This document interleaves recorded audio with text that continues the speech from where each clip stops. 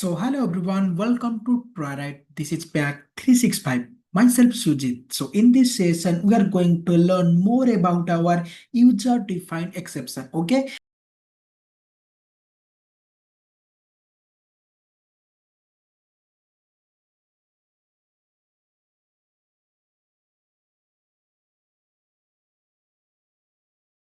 In the previous session, we are already see one example related to our user-defined exception. Now we are trying to create more user-defined exception with different example. Okay. Now the next example for this session will be, now if I'm trying to create a one more exception, means whenever I'm just trying to display a simple message, means if I'm trying to scan a QR code, means at that time if the QR code will be not running, so at that time I'm just try to create exception. Okay, so every time we know that whenever I'm just try to create a user defined exception, first we are trying to inheriting from that our already built in user defined exception. Okay, so here I'm just try to take the class name of our sample. Okay, means the QR code message name should be display first the sample, then only it needs to be inheriting from our exception. Okay, so after the inheriting will be happen in the previous session, we have taking so much of argument. Now I don't want to taking so much of argument. I just want to take the message. Okay, based on your user record, you can create your own exception. Okay, so here first I'm trying to create a double underscore init double underscore due to your n number of user can create your error. Okay, that's why. So here it will take one mandatory argument that is called self, and I'm just trying to take one more positional argument that is called msg. Okay, to store this message. Okay, after this taking the message from your error, that will be get input. Now I need to store that particular in my msc variable. Okay, after msc will be storing your variable. Now here I want to send this message outside of this class. So how to send your outside of this class?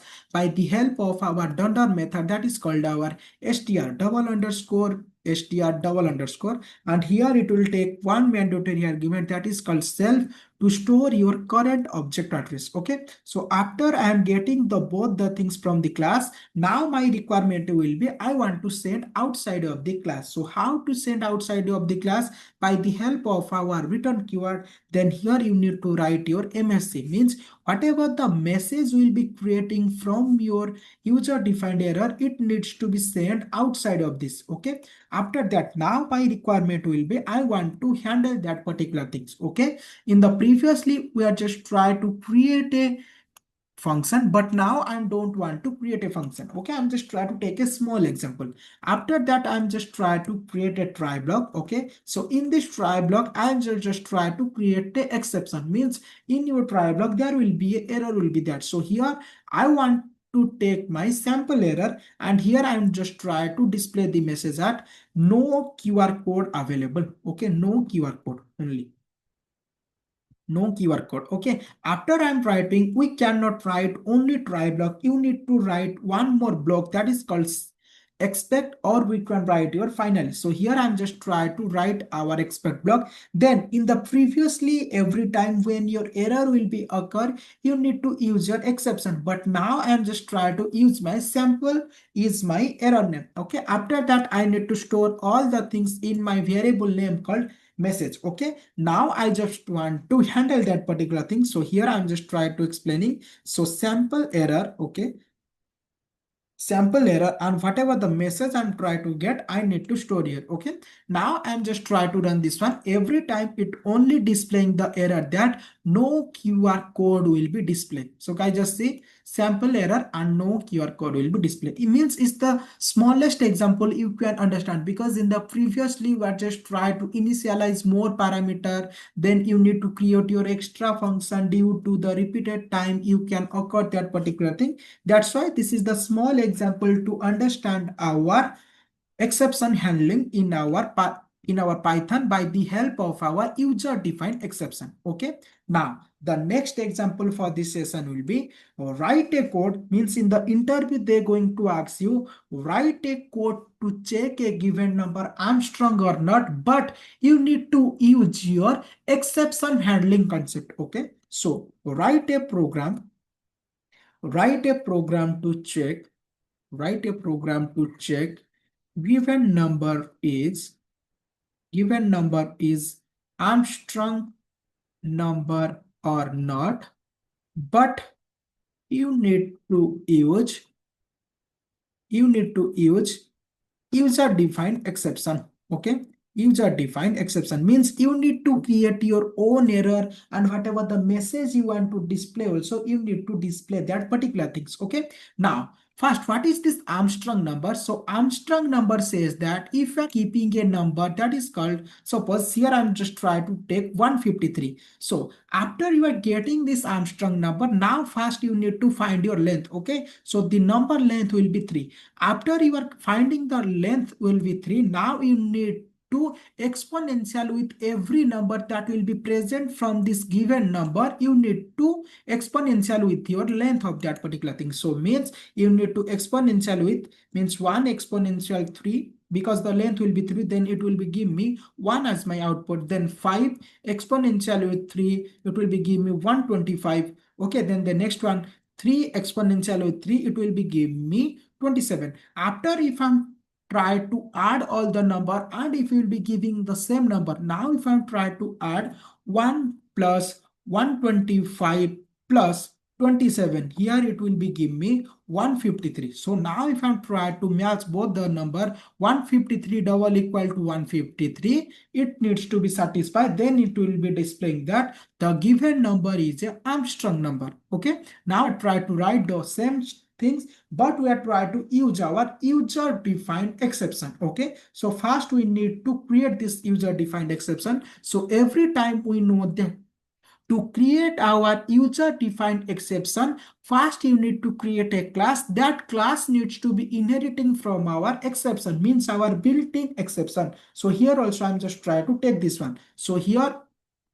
my error name will be Armstrong. Okay, Armstrong. Okay, so here my error name will be Armstrong. At it needs to be inheriting from our exception. Okay, after it will be first I need to initialize the constructor. So double underscore init double underscore, and here it will be taking one mandatory argument self and one more positional argument that is called message, because we need to create this message to send outside of the function. After that, here I need to initialize that message. So self dot message equal to message. After that, after creating this message, my requirement will be I want to send this message outside of this class. So here I'm just trying to create def double underscore str double underscore. Here also it will take one mandatory argument that is called self. Here I need to return that particular thing. So return self dot message. Okay, after I'm getting the things, now I'm just trying to create my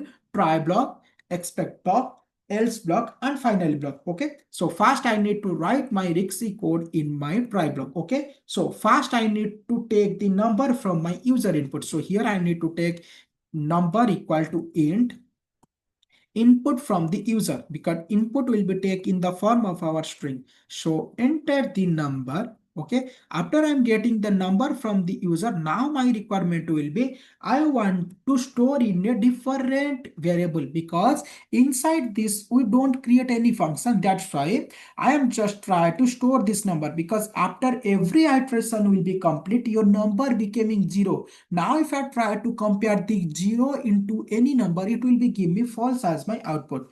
That's why here I'm trying to take a duplicate, and here I need to store the actual number. Okay, after this, first I need to find the power of this number. So guys, we know that we don't have any length function to find the length of a integer number. Means either if I try to find the length of a sequence, you need to convert that particular number into sequence. So now here I'm just trying to convert my number into string. Okay, because string have a inbuilt function that is called length to find how many elements that's available inside this. Okay, after that, every time we are just trying to store that particular thing. Means after every exponential, you need to store the value, and you need to add at last you can show that particular thing, the given number and the user defined number both are same or not. That's why I'm just try to use this res, and here I need to define 0 because at first the result value will be 0. If you are keeping 1, then it will be give you